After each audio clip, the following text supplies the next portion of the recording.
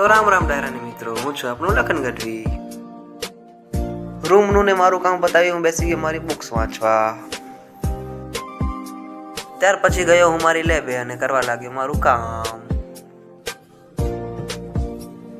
ત્યાં સતત 3 કલાકના કામ બાદ અમે ગયા શક્તિ માતાના મંદિરે, શક્તિધામ ભુજ.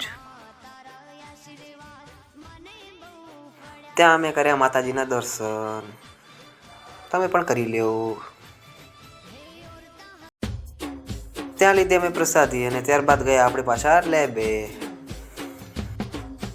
ત્યારબાદ ફરી કરવા લાગ્યા કામ, જે આપ સૌ જોઈ શકો છો. ત્યાં વચ્ચે ટાઈમ કાઢીને ગયો આપણી લાઇબ્રેરીએ, જે આપ જોઈ શકો છો.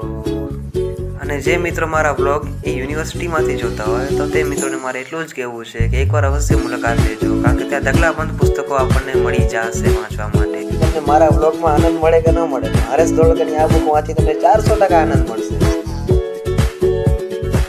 ત્યાંથી મનગમતી ચોપડી ઉપાડીને હું નીકળી ગયો બારે. પછી આપણે પીધી કાંતિ કાકા તરફથી ચા, ડિપાર્ટમેન્ટ તરફથી મફતની ચા. પછી શું, તમારો બેડ પગ મૂકીને બેસી ગયો વાંચવા માટે. ત્યારબાદ આજનું લેબ વર્ક પતાવી પહોંચે આપણે આપણી હોસ્ટેલે. ત્યારબાદ ફરી પીધી આપણે ચા. ચા પીને આપણે નીકળી ગયા ચંગલેશ્વર મહાદેવ મંદિરે, જ્યાં ચાલુ હતી આરતી.